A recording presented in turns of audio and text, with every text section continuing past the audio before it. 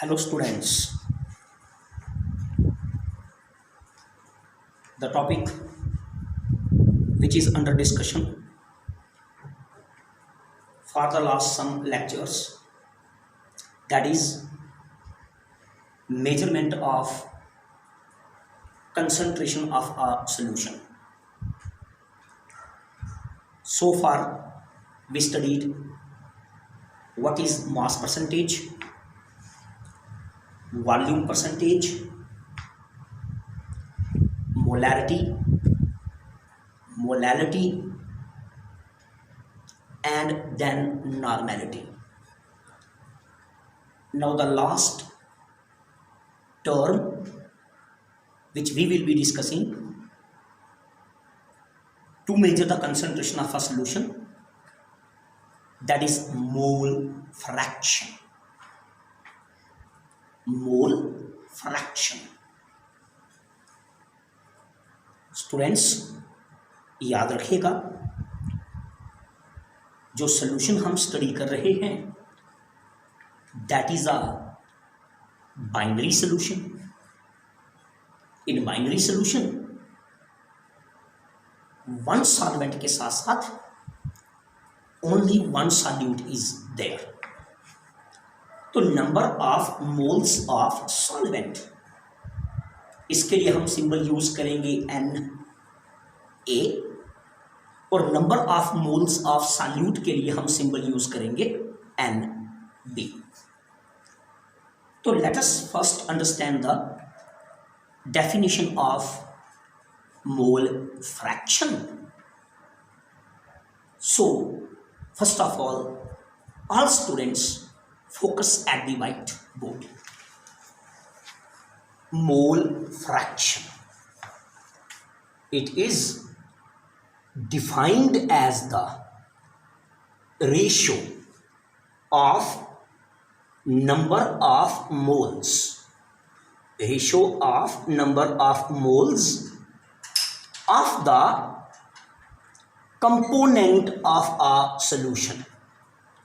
Component solute solvent कुछ भी हो सकता है. I repeat, defined as the ratio of number of moles of the component of a solution to the total number of all the moles of solute and solvent present in the solution. तो once again, ratio of number of moles of the component of a solution to the total number of moles of solute and solvent in the solution, and mole fraction is represented by the symbol chi. Board पे focus कीजिएगा थोड़ा सा close range से काई के ऊपर, students को पता चले व्हाट इज काई. तो ये काई है, तो ये सिंबल हम यूज करेंगे मोल फ्रैक्शन के लिए. ये एक्स नहीं है, थोड़ा सा इलांगेटेड है. It is chi, it is taken as symbol for mole fraction. तो स्टडी करते हैं students mole fraction. Mole fraction solute का भी है, मोल फ्रैक्शन सॉल्वेंट का भी है. हम किसका मोल फ्रैक्शन फाइंड आउट करना चाहते हैं? अगर सॉल्यूट का, तो वेरी सिंपल, आप क्या करेंगे, आप number of moles of solute लेंगे. हम number of moles of solute लेंगे और उसको डिवाइड करेंगे. किससे? Total number of moles of solvent and solute present in the solution. तो रिपीट करते हैं, क्या मैंने कहा, number of moles of solute present in the solution is when divided by total number of moles of solvent and solute present in the solution. That will give you the mole fraction of the solute. तो board पे understand करते हैं, सभी board पे देखिएगा students. Let Na is the number of moles of solvent and Nb is the number of moles of the solute. Na number of moles of solvent and Nb number of moles of the solute. Then what will be sum total of Na and Nb? Yes, Na plus Nb का जब आप सम करेंगे that will give us total number of moles of solute and solvent in the solution. तो Na number of moles of solvent, Nb number of moles of solute, Na plus Nb total number of moles of solute and solvent in the solution. So focus here. Then what will be the mole fraction of solute?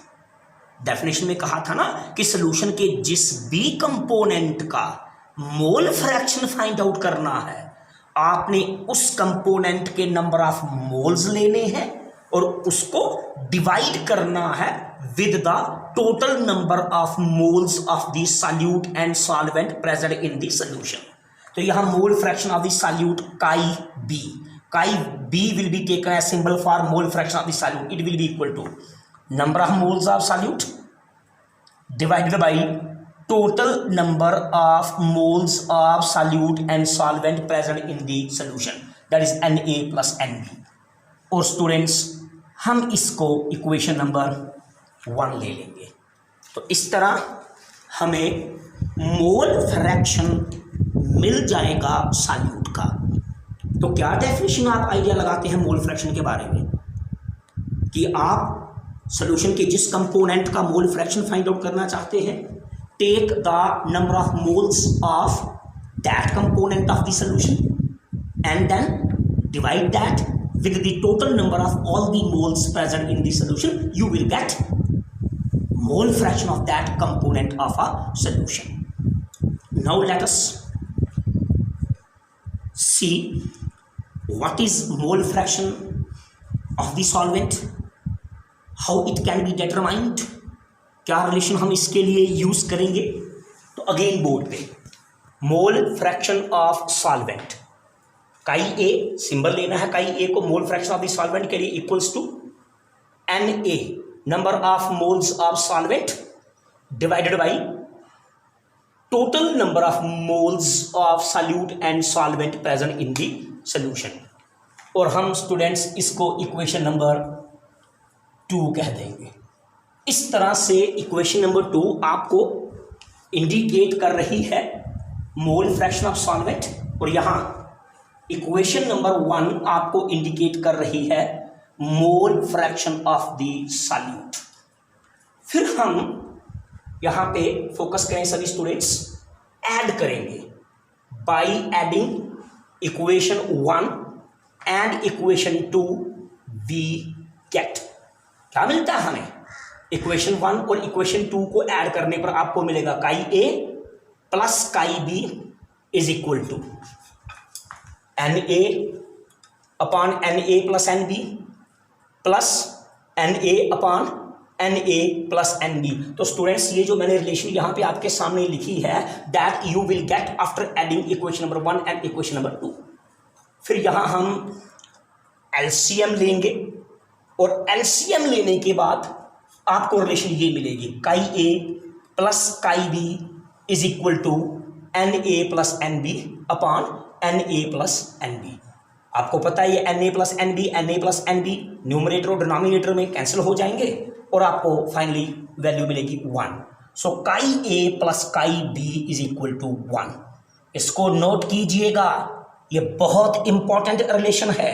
काई A plus chi B is equal to 1, हम इसको Raoul's law में use करने वाले हैं.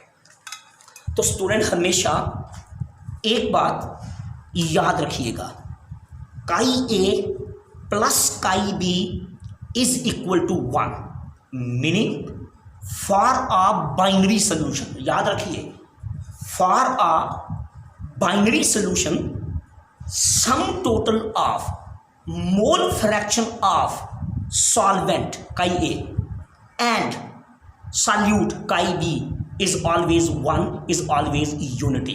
ये जो relation है chi A plus chi B is equal to 1, ये हम नेक्स्ट बहुत इंपॉर्टेंट टॉपिक राउल्स लॉ में यूज करेंगे.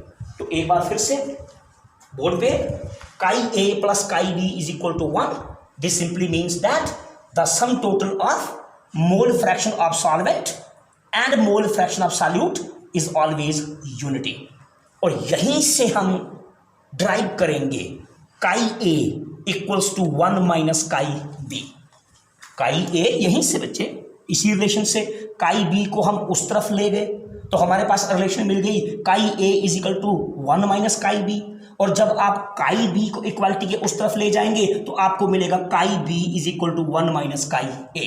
तो ये सारी बच्चे रिलेशंस जो ऊपर है तीन ये वाली chi A plus chi B equals to 1, chi A equals to 1 minus chi B is equal to 1 minus chi A. ये रिलेशंस बाइनरी सॉल्यूशन के लिए बहुत इंपॉर्टेंट हैं और इस चैप्टर का one of the most important topics है Raoult's law. उसमें ये रिलेशंस यूज होंगे. तो ये बहुत ब्रीफ में हम स्टडी किए मोल फ्रैक्शन. इस तरह से स्टूडेंट्स हमने कुछ टर्म्स स्टडी की हैं to measure the concentration of a solution and these terms are mass percentage, volume percentage, molarity, formality, molality, normality and mole fraction. अपने नेक्स्ट लेक्चर के अंदर मैं कुछ न्यूमेरिकल कैलकुलेशंस लूँगा बेस्ड ऑन दीज टर्म्स जो हमने फिनिश की हैं. Thank you.